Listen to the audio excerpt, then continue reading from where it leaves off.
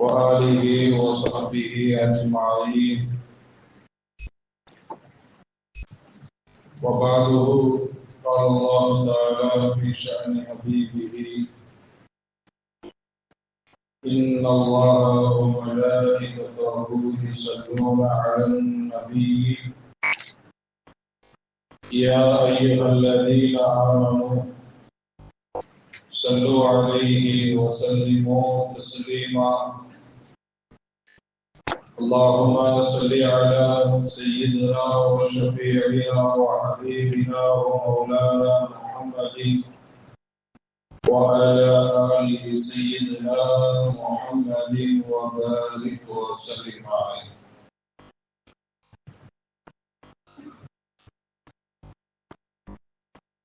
அல்லாஹ் ஜல்ல ஷானஹு வ தஆலா அவருடைய மேலான திருவருளினால் நம் அனைவரையும் முஸ்லிமாக படைத்து நமது உயிரினும் மேலான கண்மணி நாயகம் முஹம்மது முஸ்தபா ஸல்லல்லாஹு அலைஹி வஸல்லம் அவர்களின்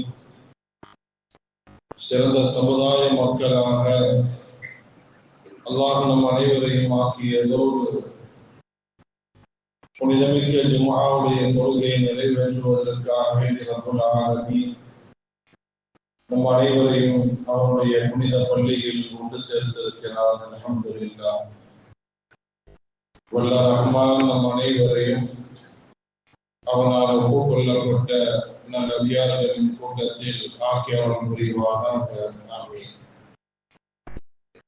வாழும் காலமெல்லாம் அவனுடைய கட்டளைகளுக்கு அடிபணிந்து நடந்து அவனுடைய அன்பையும் அருளையும் பெற்றவர்களாக வாழ்ந்து மரணிப்பதற்கு அல்லாஹ் நம் அனைவருக்கும் தௌஃபீக் செய்வானாக. ஆமீன். கண்ணியத்திற்கும் மரியாதைக்கும் உரிய அல்லாஹ்வின் நல்லடியார்களே, இஸ்லாம் சம்பந்தப்பட்ட தலைப்பின் கீழ் சில செய்திகளை பார்த்ததற்கு பிறகு ஈமான் சம்பந்தப்பட்ட சில விஷயங்களை நாம் தெரிந்து கொள்ள கடமைப்பட்டிருக்கிறோம். அன்பான பெருமக்களே, ஈமான் எவ்வளவு மகத்துவம் வாய்ந்தது என்பதை சென்ற வாரம் சொல்லும் பொழுது அல்லாஹ் ஜல்ல ஷானஹு வ தஆலா செல்வங்களை யாருக்கு வேண்டுமானாலும் அல்லாஹ் கொடுப்பார். அது தனக்கு பிரியமானவர்களாக இருந்தாலும் சரி, பிரியம் இல்லாதவர்களாக இருந்தாலும் சரி, தனக்கு கட்டுப்படக்கூடியவர்களாக இருந்தாலும் சரி, கட்டுப்படாதவர்களாக இருந்தாலும் சரி, யாருக்கு வேண்டுமானாலும் செல்வத்தை கொடுப்பான். ஏன்னா செல்வத்துக்கு அவன்கிட்ட வேல்யூவே இல்லை, அதனாலதான் கண்டவனும் கொடுக்குறான். ஆனால் ஈமானை பொறுத்தவரை வலா யுஹ்தில் ஈமான் இல்லா மை யுஹிப்பு, ஆனா ஈமான நான் யாருக்கு பிரியப்படுறானோ அவங்களுக்கு மட்டும்தான் அல்லாஹ் கொடுப்பான் என்பதாக சென்ற வாரம் நாம் பார்த்தோம். அன்பான பெருமக்களே, ஈமான் சம்பந்தப்பட்ட பல தகவல்களை நாம் தெரிந்து கொள்ள நாம் கடமைப்பட்டிருக்கிறோம். ஏன்னா வாழக்கூடிய காலகட்டத்தில் நம்மிடம் ஈமான் பரிபூர்ணமாக இருக்குமே ஆனால் அல்லாஹ்வுடைய புறத்திலிருந்து நமக்கு கிடைக்க வேண்டிய சில சன்மானங்கள் எல்லாம் இருக்கு. பிறகு நம்ம சொல்லுவோம், அதெல்லாம் நமக்கு கிடைக்க வேண்டும் என்றால் ஈமான் இருந்தால்தான் அல்லாஹ் கொடுப்பான், இல்லைன்னா கொடுப்பான்.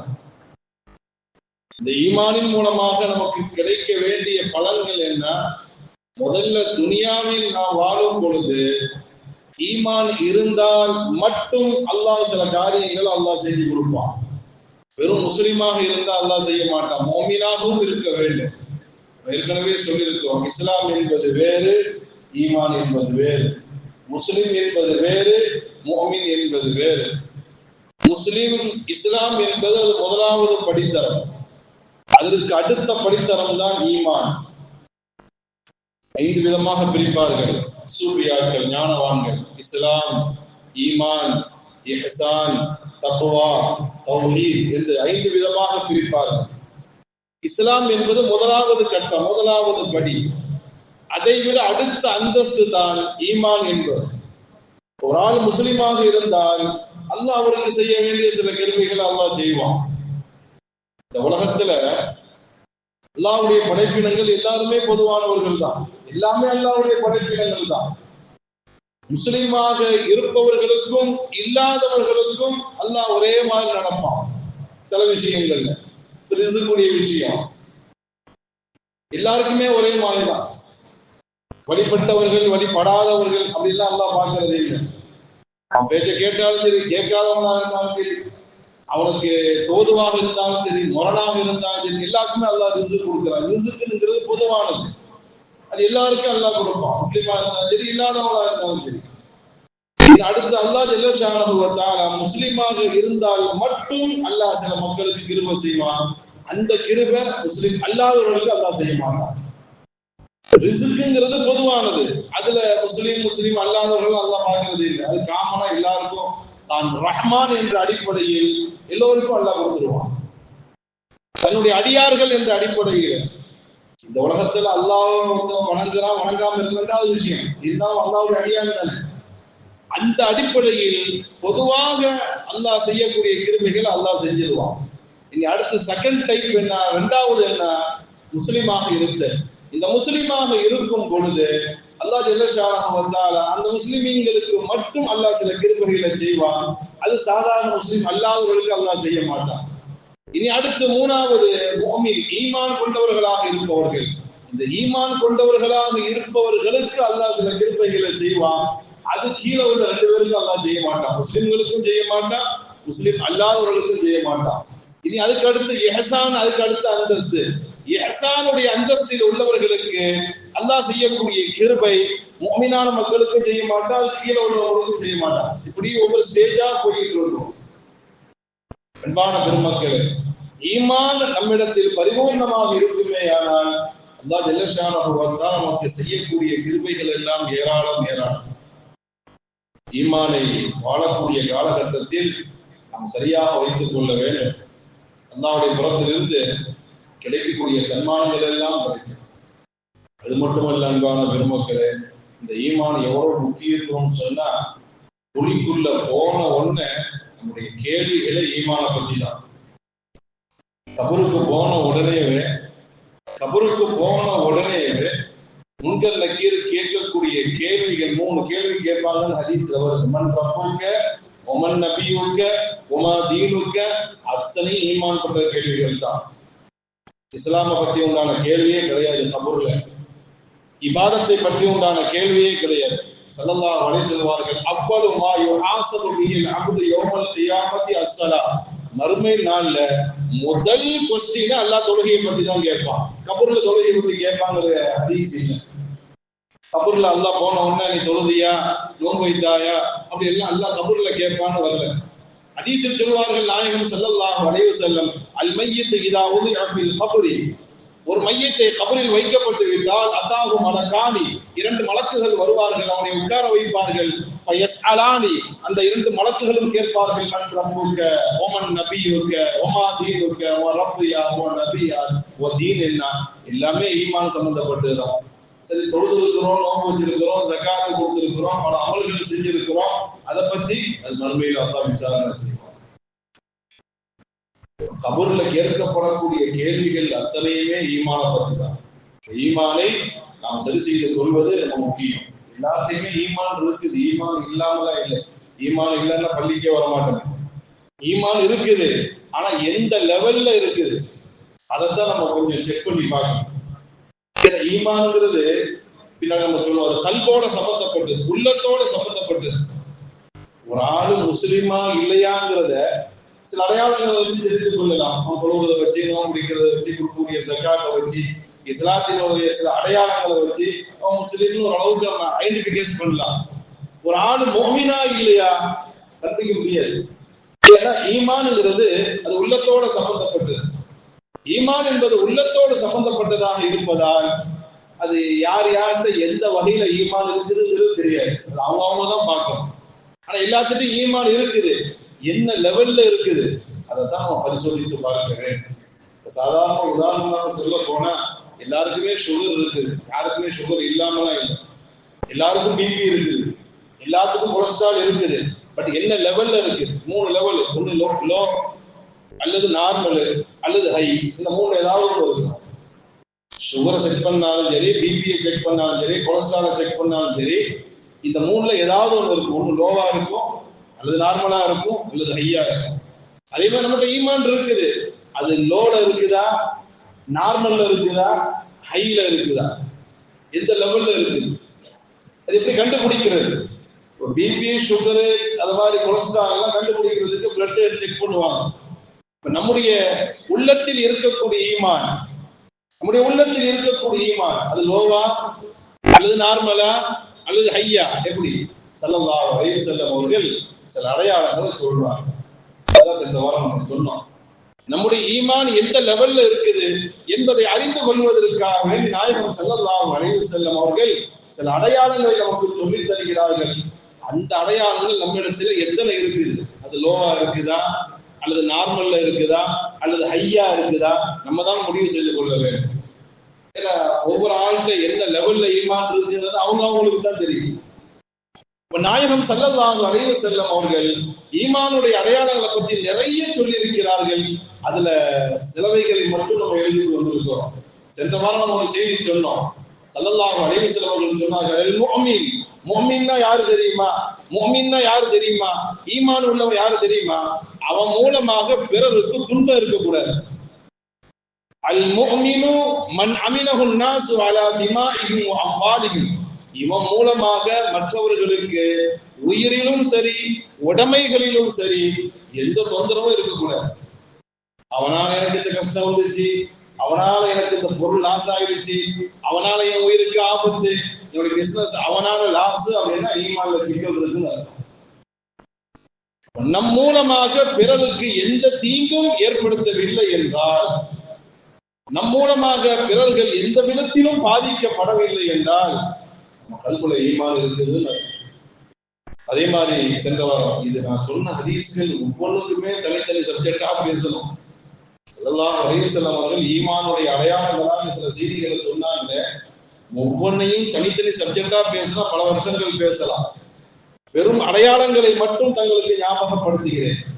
சென்ற வாரம் இறுதியாக நம்ம சொன்ன செய்தி, ஸல்லல்லாஹு அலைஹி வஸல்லம் அவர்கள் காலையில ஃபஜ்ர் தொழுதுட்டு சஹாபாக்கள்கிட்ட கேட்டாங்க, கைஃப அஸ்பஹதும் யா ஸஹாபி, காலையில நீங்க எப்படி வந்திருக்கிறீங்கன்னு கேட்கிறாங்க. இதான் கடைசியா சென்ற வாரம் பார்த்தேன். கைஃப அஸ்பஹதும் யா ஸஹாபி, காலையில வந்திருக்கிறீங்களா, எப்படி வந்திருக்கிறீங்க? சஹாபாக்கள் சொன்னாங்க, அஸ்பஹனா முஃமினீன், நாங்கள் ஈமான் உள்ளவர்களாகவே வந்திருக்கிறோம். ஸல்லல்லாஹு அலைஹி வஸல்லம் விடல, வமா அலாமத்து ஈமானிக்கும், ஈமானோட வந்திருக்கிறேன்னு சொல்றீங்களே, ஈமான் இருக்குதுன்னு சொல்றீங்களே, ப்ரூஃப் கொடுங்கன்னு கேட்கலாம். வமா அலாமத்து ஈமானிக்கும், உங்கள்ட்ட ஈமான் இருக்குங்கிறதுக்கு எனக்கு ஆதாரம் கொடுங்க, நீங்க சொன்னதான் எனக்கு தெரியும். சஹாபாக்கள் அழகான பதில சொன்னாங்க. எங்களுக்கு ஈமான் இருக்கிறதுக்கு உண்டான ப்ரூஃப் என்ன தெரியுமா யா ரசூலல்லாஹ்? மூணே ப்ரூஃப் கொடுக்குறாங்க. நஷ்குரு அலல் நிஅமா, நஸ்பிரு அலல் பலா, நர்லா பில் கலா. மூணே ப்ரூஃப் கொடுத்தாங்க. நஷ்குரு அலல் நிஅமா, அல்லாஹ் எங்களுக்கு செய்யக்கூடிய நிஅமத்துகள், அருட்கொடைகளுக்கு எப்பொழுதுமே நாங்க நன்றி செலுத்திக்கிட்டே இருப்போம். இதெல்லாம் நான் டீப்பா போக முடியாது. சில அடையாளங்கள் மட்டும் வெளிரங்கமாக சொல்லிவிட்டு நான் சொல்கிறேன். ஏன்னா ஈமான் சம்பந்தமாக பல செய்திகள் சொல்லப்பட வேண்டும் என்பதற்காக. நஷ்குரு அலல் நிஅமா, அல்லாஹ் எங்களுக்கு எவ்வளவோ கிருபை செய்யறான், அந்த கிருபைகளுக்கு நாங்க எப்பொழுதுமே நன்றி செலுத்தி கொண்டே இருப்போம். ஒண்ணு. நஸ்பிரு அலல் பலா, அல்லாஹ் எங்களுக்கு கொடுக்கக்கூடிய சோதனைகளை நாங்கள் பொறுமையோடு ஏற்றுக்கொள்வோம். அப்ஜெக்ஷன் பண்ண மாட்டோம். அங்கெங்கெல்லாம் போய் சொல்ல மாட்டாங்க, என்ன அப்படி சோதிக்கிறான், இப்படி சோதிக்கிறான், என்ன படாத பாடுபடுத்துறான், நான் எவ்வளவோ தொழுகிறேன், இப்ப அதை செய்யறான், அப்படி செய்யறேன், இப்படி செய்யறான், அல்லாஹ் என்ன வச்சு படாத பாடுபடுத்துறாரு, அல்லாஹ் எப்பதான் என் பக்கம் பார்ப்பானோ, அல்லாஹ் எப்பதான் கண்ணை திறப்பானோ, இப்படி எல்லாம் குழம்பிக்கிட்டுலாம் இருக்க மாட்டோம். ஸ்பீர்வானல் பலா, அல்லாஹ் எங்களுக்கு கொடுக்கக்கூடிய சோதனைகளை பொறுமையோடு ஏற்றுக்கொள்வோம். மூணாவது சொன்னார்கள், நர்லா பில் கலா, அல்லாஹ் எங்களுக்கு என்ன விதியை அல்லாஹ் எங்களுக்கு எழுதி வைத்திருக்கிறானோ அதை நாங்கள் பொருந்திக்கிறோம். அப்படி எழுதிட்டானே, இப்படி எழுதிட்டானே என்றெல்லாம் நாங்கள் குழம்ப மாட்டோம். சோதனைகள் வரும் பொழுது பொறுமையாக இருப்போம். அல்லாஹ் செய்யக்கூடிய கிருபைகளுக்கு நன்றி செலுத்துவோம். அல்லாஹ் எங்களுக்கு என்ன விதி எழுதி வச்சிருக்கிறானோ அதை பொருந்தி கொள்வோம். இந்த வார்த்தையை சொன்னவுடன், சஹாபா பெருமக்கள் இந்த வார்த்தையை சொன்னவுடன் ஸல்லல்லாஹு அலைஹி வஸல்லம் முகத்துல இருந்த சந்தோஷம் ரசூலுல்லாஹ்வுடைய முகம் பிரகாசிக்கிறது. வல்லாஹி வல்லாஹி அல்லாஹ் மீது சத்தியம் என்று சொல்லுகிறேன், அன்துமுல் முஃமினூன ஹக்கா, நீங்க தான் பியூர் ஒரிஜினல் முஃமின்ட்டாங்க ஸல்லல்லாஹு அலைஹி வஸல்லம். சும்மா சர்டிபிகேட் கொடுக்கல. சஹாபாக்களுக்கு எப்படிப்பட்ட ஈமான் இருக்குங்கிற ரசூலுல்லாஹ்வுக்கு தெரியாதா? அந்த சஹாபாக்களுக்கு ஈமானை கொடுத்ததே ஸல்லல்லாஹு அலைஹி வஸல்லம். சஹாபாக்களுடைய ஈமான் எந்த லெவல்ல இருக்குங்கிறது ரசூலுல்லாஹ்வுக்கு தெரியாதா? போட்டு வாங்குறாங்க. யாருக்காக? நமக்காக, நமக்கு தெரிய வேண்டும் என்பதற்காக. சஹாபாக்கள் இந்த பதிலை சொன்னவுடன் ஸல்லல்லாஹு அலைஹி வஸல்லம் சொன்னார்கள், வல்லாஹி அல்லாஹ் மீது சத்தியமிட்டு நான் சொல்கிறேன், அன்துமுல் முஃமினூன ஹக்கா, நீங்கள் தான் உண்மையான ஈமான் கொண்டவர். இந்த ஹதீஸின் பிரகாரம் அல்லாஹ்வுடைய அருட்கொடைகளுக்கு நன்றி செலுத்த வேண்டும், சோதனைகள் வரும் பொழுது பொறுமையாக இருக்க வேண்டும், அல்லாஹ்வுடைய விதியை பொருந்திக் கொள்ள வேண்டும். இன்னொரு ஹதீஸில் நாயகம் ஸல்லல்லாஹு அலைஹி வஸல்லம் சொல்வார்கள், அல் முஃமினு, இந்த ஹதீஸ் எல்லாம் ரொம்ப சிரமம். அல் முஃமினு லில் முஃமினி கல் புனியான், அல் முஃமினு லில் முஃமினி மித்லு ஜஸதில் வாஹித். உண்மையான முஃமின் யாரு தெரியுமா? இன்னொரு முஃமினுக்கு ஒரு கட்டிடத்தை போன்று இருப்பார். முஃமின்னா யாரு? முஃமின்னா யாரு? இன்னொரு அடையாளத்தை சொல்றாங்க. ஒரு முஃமின் யார் தெரியுமா? மற்றவருக்கு கட்டடத்தை போன்று இருப்பார். இன்னொரு ஹதீஸில் சொன்னார்கள், ஒரு முஃமின் யார் தெரியுமா? ஒரே உடலை போன்று இருப்பார். அப்படின்னா என்ன? ஸல்லல்லாஹு அலைஹி வஸல்லம் என்ன சொல்ல வாராங்க? செங்கல் தனியா செங்கலா இருக்கிறவங்க வீடு வராது, எதுவுமே வராது. இந்த பில்டிங்கா இருந்தாலும் செங்கல் வேணும், செங்கல் இல்லாம வீடு வராது. ஆனா செங்கல் தனியாக இருக்கின்ற வரை பில்டிங் வரவே வராது. ஒரு செங்கல் இன்னொரு செங்கல், ஒரு செங்கல் இன்னொரு செங்கல், பக்கத்து செங்கலோட சப்போர்ட்டாக இருக்கும் பொழுது யஷுத்து பாலுஹு பாலா, ஒரு முஃமின் இன்னொரு முஃமினுக்கு ஒரு கட்டடத்தை போன்றாகுவார். எப்படின்னா, ஒரு செங்கலோடு இன்னொரு செங்கல் சேரும் பொழுது, மேலையும் கீழையும் சேரும் பொழுதுதான் ஒரு கட்டிடம் உருவாகுது. என்ன சொல்ல வாராங்க? உனக்கு மேலையும் ஒரு ஆள் இருப்பான், கீழையும் ஒரு ஆள் இருப்பான், சைட்ல இருப்பான், நீ பொறுத்து கொள்ள வேண்டும். கீழே உள்ள செங்கல் செல்லுது, எனக்கு மேல நீ எப்படி இருப்ப, நான் தான் மேல வருவேன்னு உருப்படாது. சைட்ல ஒரு செங்கலை வைக்கிறேன், இடிக்காத கொஞ்சம் தள்ளி இருந்தா வீடு கட்ட முடியாது. அழகான உதாரணம் கொடுக்குறாங்க. ஒரு கட்டிடம் உருவாக வேண்டும் என்றால் செவரு வேணும், செவரு வேண்டும் என்றால் எல்லா செங்கலும் ஒத்துழைப்பு கொடுக்க வேண்டும். அதே மாதிரி இன்னொரு ஹதீஸ் நாயகம் சொல்லுவார்கள், முஃமின்னு சொன்னா ஒரே உடலை போன்று இருப்பார்கள். முஃமின்னு சொன்னா ஒரே உடலை போன்று இருப்பார்கள். அப்படின்னா என்ன? கண்ணுக்கு ஏதாவது வலி வந்துச்சுன்னா கண்ணு மட்டும் தன் பிரச்சனையை சால்வ் பண்றது இல்லை. என்ன அழகான உதாரணம் கொடுக்குறாங்க ஸல்லல்லாஹு அலைஹி வஸல்லம். உதாரணம் கொடுக்கிறது மட்டுமல்ல, சஹாபாக்களையும் அப்படிதான் வாழ வச்சாங்க ஸல்லல்லாஹு அலைஹி வஸல்லம். வெறும் உதாரணத்தை மட்டும் சொல்லிட்டு போகல, தான் எப்படி முஃமினுக்கு அடையாளங்களை கொடுத்தார்களோ அந்த அடையாளத்தின் பிரகாரமே சஹாபாக்களை உருவாக்கினாங்க. ஸல்லல்லாஹு அலைஹி வஸல்லம் முஃமின்னா எப்படி இருப்பான்னா ஒரே உடலை போன்று இருப்பாங்க. அப்படின்னா என்ன? கண்ணுக்கு வலி வருதா, கண்ணு தான் பிரச்சனையை மட்டும் பாக்குறது இல்லை. ஒரு கைக்கு வலி வருது, கை மட்டும் பாக்குறது இல்லை. உடம்புல ஆனா கண்ணு வேற, காது வேற, வாய் வேற, பல்லு வேற, கை வேற, காலு வேற, எல்லா பார்ட்ஸும் வேற. ஆனா அதுல ஏதாவது ஒரு பார்ட்ஸுக்கு ப்ராப்ளம் வந்துச்சுன்னா மொத்த பாடியும் செயல்படுது, மொத்த உடலும் செயல்படுகிறது. பல்லுக்கு வேதனைன்னு சொன்னா பல்லா டாக்டர்கிட்ட போகும், காலு போகுது. காலுக்கு வலி இல்லை, காலுக்கு பிரச்சனை இல்லை, பல்லுக்கு தான் பிரச்சனை. ஆனா அந்த பல்லினுடைய சிரமத்தை நீக்குவதற்கு காலு பாடுபடுது, கண்ணு பாடுபடுது, கை பாடுபடுது. மித்லுல் ஜஸதில் வாஹித், ஒரு முஃமின்னு சொன்னா ஒரே உடலை போன்று இருப்பார்கள். அப்படின்னா ஒத்துமையாக இருப்பார்கள், ஒருவருக்கு ஒருவர் உதவியாக இருப்பார்கள். கண்ணுக்கு சிரமம் வந்துச்சுன்னா மொத்த உடலும் சப்போர்ட் பண்ணுது, கைக்கு வேதனை வந்துச்சுன்னா மொத்த உடலும் சப்போர்ட் பண்ணுது. உண்மையான முஃமின் என்பவர் அடுத்தவருக்கு சிரமம் வந்துச்சுன்னா இறங்கி செயல்படுவார். அடுத்தவங்களை கவுத்துறதுக்கு முயற்சி பண்ண மாட்டார், அடுத்தவனை கீழே தள்ளுறதுக்கு முயற்சி பண்ண மாட்டேன். இன்னைக்கு எத்தனையோ பேர் தொழுகிறாங்க, இபாதத் செய்யறாங்க, தஹஜ்ஜத்லாம் தொழுகிறாங்க. ஆனா அடுத்தவனுடைய முன்னேற்றத்துல ஒரு பத்திக்கிட்டு எரியுது. பொறாமை, குரோதம், கால் புணர்ச்சி, வெறுப்புகள். ஆனா 5 வேளை தொழுகிறாங்க. முஃமின் அல்ல, அது முஃமின் அல்ல, முஃமினுடைய அடையாளம் கிடையாது. நாயகம் சொன்னார்கள், முஃமின் என்று சொன்னால் விரலுக்கு என்ன கஷ்டம் வருதோ அதுக்கு நீ சப்போர்ட் பண்ணணும், அதான் முஃமின், அதான் ஈமானுடைய அடையாளம். அதுதான் நாயகம் ஸல்லல்லாஹு அலைஹி வஸல்லம் சொல்வார். அது மாதிரி நாயகம் ஸல்லல்லாஹு அலைஹி வஸல்லம் சொல்லுவது போன்று இந்த ஒவ்வொரு தலைப்பையும் எடுத்த தனித்தனியான பேசிக்கிட்டு போகணும். ஹதீஸை புரிந்து கொள்ள வேண்டும் என்பதற்காக வேண்டி வெறும் அர்த்தத்தையும் சில விளக்கங்களை மட்டும் நான் சொல்லி நகர்கிறேன். உண்மையான முஃமின் என்றால் பிறருக்கு கஷ்டம் என்று வரும் பொழுது அவன் களத்துல இறங்குவான், இறங்கி அவனுடைய கஷ்டங்களை நீக்குவான். அதுதான் ஒரு ஈமானுடைய அடையாளம் என்று சொன்னார்கள் ஸல்லல்லாஹு அலைஹி வஸல்லம். இன்னொரு ஹதீஸில் நாயகம் ஸல்லல்லாஹு அலைஹி வஸல்லம் சொல்வார்கள், அஃதலு ஈமானில் மர்இ, ஒரு மனிதனுடைய ஈமானில் மிகச்சிறந்ததாக இருக்கு. ஈமான்ல ரொம்ப டாப் ஈமான், நான் ஏதோ சொன்ன மாதிரி ஈமான்ல டாப் இருக்குது, மீடியம் இருக்குது, லோவும் இருக்குது. ஈமானில் மிகச்சிறந்த ஈமான் அஃதலு ஈமானில் மர்இ, ஒரு மனிதனுடைய ஈமானில் மிகச்சிறந்த உன்னதமான ஈமான் என்ன தெரியுமா? ஐயஅலம அன்னல்லாஹ மஅஹு ஹைஸு கான். அப்ப நினைக்கணுமா, நான் எங்க இருந்தாலும் அல்லாஹ் என் கூட இருக்கிறான். ஈமானுடைய உச்சகட்டமான ஈமான், ஈமானுடைய வகைகளில் மிக டாப்ல இருக்கக்கூடிய உன்னதமான ஈமான் என்ன? ஒரு மனிதன் எப்பொழுதும் அல்லாஹ் என் கூடவே இருக்கிறான் என்ற உணர்வோடு வாழ்வது.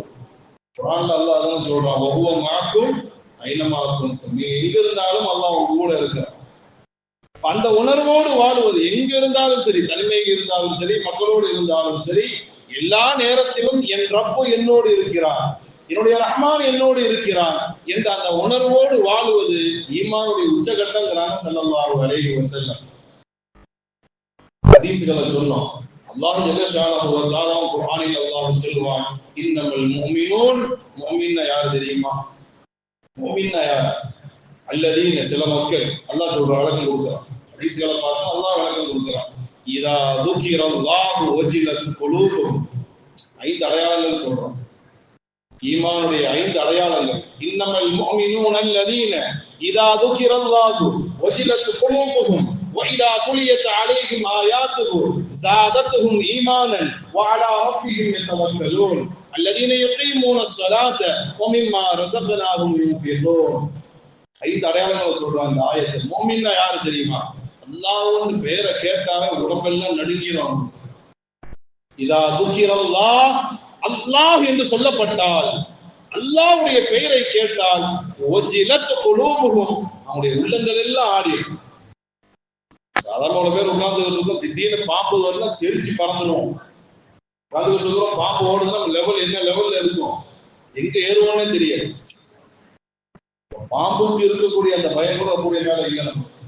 அல்லாஹ் என்று சொல்லிவிட்டால் உள்ளம் எல்லாம் ஷேக் ஆகும், ஆடிடும். அல்லாஹ்வுடைய பெயரை கேட்டால், வைதா துலியத் அலைஹிம் ஆயாத்துஹு, குர்ஆனுடைய ஆயத்துகள் ஓதப்பட்டால், ஸாதத்துஹும் ஈமானா, ஈமான் ஏறிக்கிட்டே வரும்.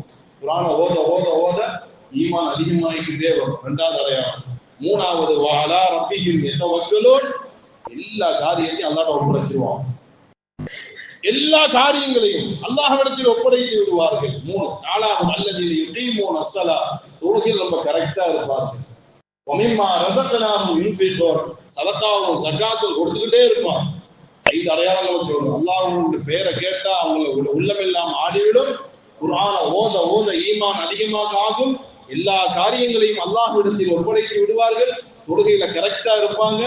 ஜகாத்து சதகாக்களை கொடுத்து கொண்டே இருப்பார்கள் என்று சொல்லிவிட்டு அல்லாஹ் ஜல்ல ஷானஹு வ தஆலா கடைசியாக சொல்வான், உலாயிக ஹுமுல் முஃமினூன ஹக்கா, இவர்கள் தான் உண்மையான ஈமான் உள்ளவர்கள். இந்த ஈமான் வந்துட்டா என்ன கிடைக்கும் என்பது அல்லாஹ் அடுத்து சொல்றான். லஹும் தரஜாத்துன் இன்த ரப்பிஹிம் வ மக்ஃபிரத்துன் வ ரிஸ்குன் கரீம். இன்ஷா அல்லாஹ் நம்ம அந்த ஆயத்தை கலந்து சொல்வோம். இதெல்லாம் ஈமானுடைய அடையாளங்கள். அல்லாஹ் ஜல்ல ஷானஹு வ தஆலா இந்த அடையாளங்களை நமக்குள் கொண்டு வருவதற்கு அல்லாஹ் சொல்கிறார். இன்னொரு இடத்தில் அல்லாஹ் ஜல்ல ஷானஹு வ தஆலா ஈமானை பற்றி சொல்லும் பொழுது, முஃமின்னா யாரு தெரியுமா? இந்த உலகம் அவனுக்கு சிறைச்சாலையை போன்று இருக்கும். அத்துன்யா சிஜ்னுல் முஃமின், இந்த உலகம் முஃமினுக்கு ஒரு சிறையை போன்று இருக்கும். அப்படின்னா என்ன? இந்த உலகத்துல வாழ்றதுக்கே முஃமினுக்கு பிடிக்காது. ரொம்ப கட்டுப்பாடோடு, ரொம்ப கண்ட்ரோலோடு, ரொம்ப பேணுதலோடு வாழ்வான். மட்டுமல்ல, அல்லாஹ் பார்க்கணுங்கிற ஆசை இருந்துகிட்டே இருக்கும். யாருக்காவது சிறையில இருக்கணுங்கிற ஆசை இருக்கும், எப்போ ரிலீஸ் ஆகணும்னு தான் பார்ப்போம். அதனாலதான் ஸல்லல்லாஹு அலைஹி வஸல்லம் இப்படி சொல்வார்கள், துஹ்ஃபத்துல் முஃமினி அல் மௌத், மௌத் என்பது ஒரு முஃமினுக்கு ஒரு கிஃப்ட்ங்கறாங்க ஸல்லல்லாஹு அலைஹி வஸல்லம்.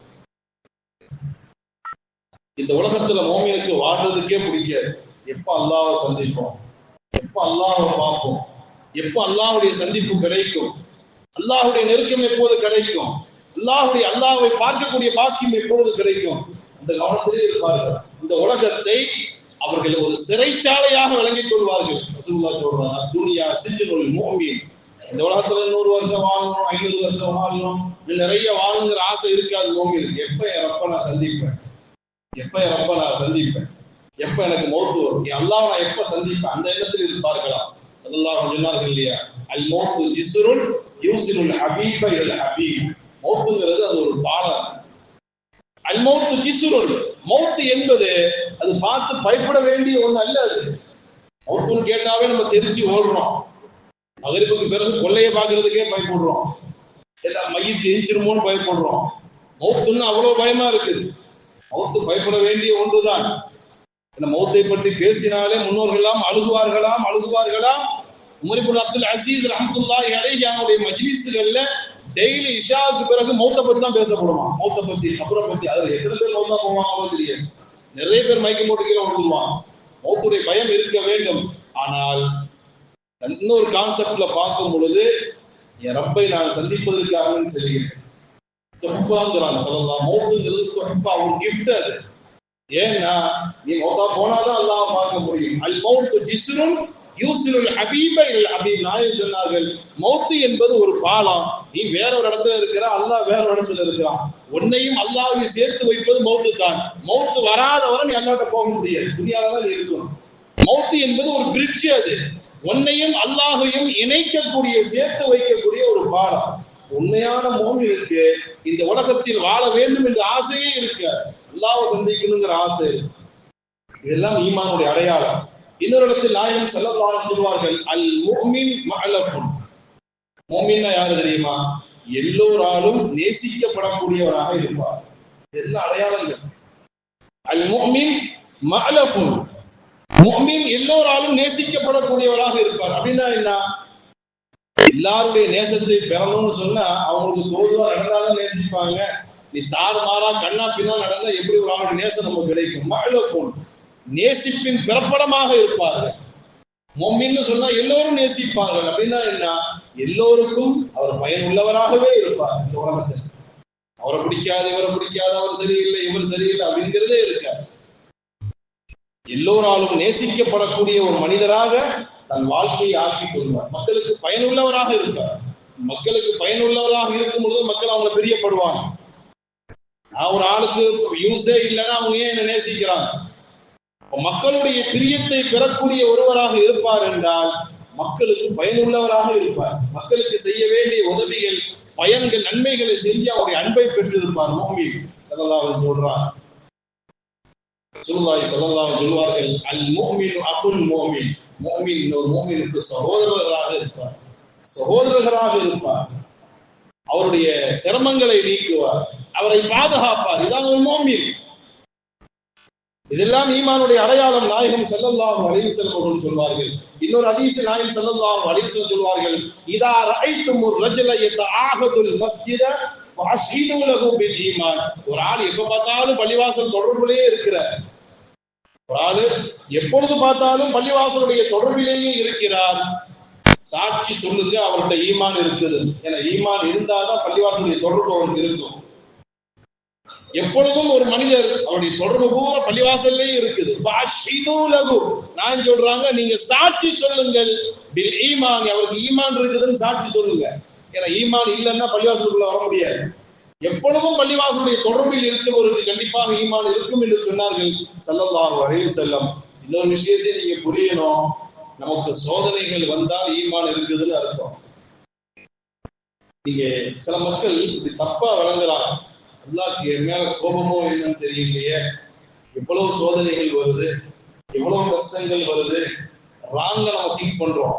நம்ம கஷ்டங்கள் சோதனைகள் வரும் பொழுது நான் என்ன தப்பு பண்ணான்னு தெரியலையே, தப்பு பண்ணாலும் சோதனை வரும்.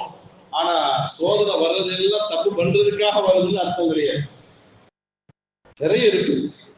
சோதனைகள் வருவதற்கு 3 காரணங்கள் ஹதீஸ் பிரகாரம் பார்த்தா தெரியும். ரொம்ப கவனம் செலுத்தும்.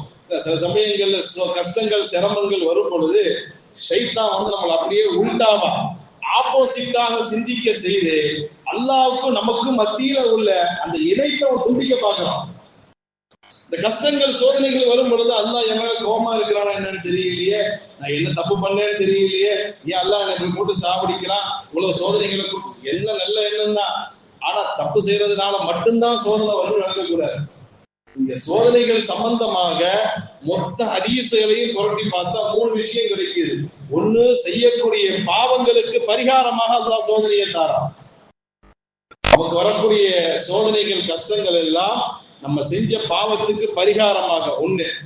இரண்டாவது, நம்முடைய நன்மைகளை அதிகப்படுத்துவதற்காக வேண்டி அல்லாஹ் சோதனைகளை தாரான்.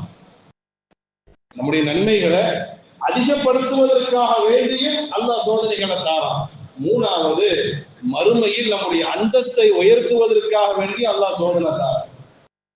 அல்லாஹ் ஜல்ல ஷானஹு வ தஆலா ஹதீஸ்ல வருது, சில மக்களுக்கு அல்லாஹ் உயர்ந்த அந்தஸ்தை மறுமையில எழுதி வச்சிருப்பானா.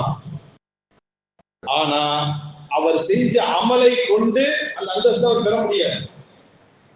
உதாரணத்திற்கு அல்லாஹ் மறுமையில அவருக்கு ஒரு அந்தஸ்தை எழுதி வச்சிருக்கிறான், இந்த அந்தஸ்து கிடைக்கும். அந்த அந்தஸ்து கிடைக்குன்னா அவர் கிட்டத்தட்ட ஒரு 300 வருஷமாவது வாழணும். உதாரணத்துக்கு சொல்றேன், ஒரு 300 வருஷமாவது வாழ்ந்தாதான் அவர் செஞ்ச அந்த அமலை கொண்டு அந்த அந்தஸ்தை பெற முடியும்.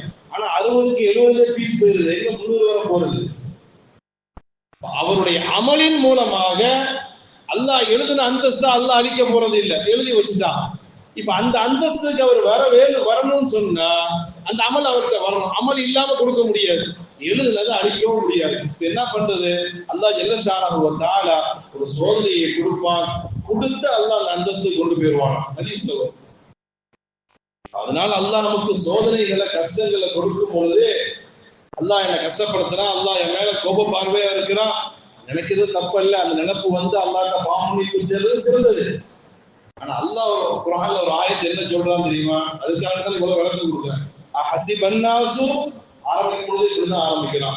அஹஸிபன்னாசு ஐ யுத்ரகு ஐ யகூலு ஆமன்னா வஹும் லா யுஃப்தனூன், இப்படிதான் ஆரம்பிக்கிறான். மக்கள் நினைச்சுக்கிட்டாங்களா, மக்கள் நினைத்து கொண்டார்களா, நாங்க மோமின்னு சொல்லிட்டா நம்ம அவங்களை சோதிக்காம விட்டுருவோம் நினைச்சுக்கிட்டு இருக்கிறாங்களா? அப்படியே கேட்கிறாங்களா, நாங்க மோமீன், நாங்க ஈமான் உள்ளவர்களாக இருக்கிறோம் அப்படின்னு ஒரு ஆள் சொல்லிவிட்டால் அவங்களை சோதிக்காம நம்ம விட்டுருவோம் நினைச்சுக்கிட்டு இருக்கிறாங்களா? சோதிப்போம், கண்டிப்பா சோதிப்போங்கிறான் அல்லாஹ் ஜல்ல ஷானஹு வ தஆலா. ஈமான் இருந்துச்சுன்னா கண்டிப்பா சோதனை வரும். இந்த சோதனைகள் வரும் பொழுது பொறுமையை கையாள வேண்டும்.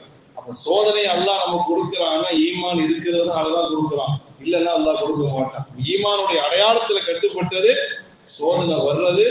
வரும் பொழுது பெசகிராம, ஆடிராம, ஸ்லிப் ஆயிராம பொறுமையோடு இருக்க வேண்டும். அல்லாஹ் சொல்லும் பொழுது சோதனைகள் வரும் பொழுது என்ன செய்யணும்? பஷிரி சாபிரீன் அல்லதீன இதா அஸாபத்துஹும் முஸீபத்துன் காலு இன்னா லில்லாஹி வ இன்னா இலைஹி ராஜிஊன். சோதனைகள் வரும் பொழுது, சிரமங்கள் வரும் பொழுது இன்னா லில்லாஹி வ இன்னா இலைஹி ராஜிஊன் இதுதான் நம்ம வாயில வரணுமே தவிர வேறு சில ஹதீஸ்கள் நாயகம் ஸல்லல்லாஹு அலைஹி சொல்லும் பொழுது அல்லாஹும்ம அஜிர்னி பி முசீபத்தி வ குலுஃப் லி கைரம் மின்ஹா, இந்த துஆவை தான் நம்ம ஓதணுமே தவிர மற்றபடி தேவையில்லாத வார்த்தைகளை நாம் பயன்படுத்திடக் கூடாது. அன்பான பெருமக்களே, ஈமானுக்கென்று அல்லாஹ் ஜல்ல ஷானஹு வ தஆலா ஸல்லல்லாஹு அலைஹி வஸல்லம் அவர்கள் சில அடையாளங்களை அவர்களுக்கு சொல்லித் தருகிறார்கள். அந்த அடையாளங்களை நம்முடைய உள்ளத்தில் நாம் கொண்டு வர வேண்டும். வல்ல ரஹ்மான் நம் அனைவருக்கும் தௌஃபீக் செய்வானாக. வாஹிரு தஅவானா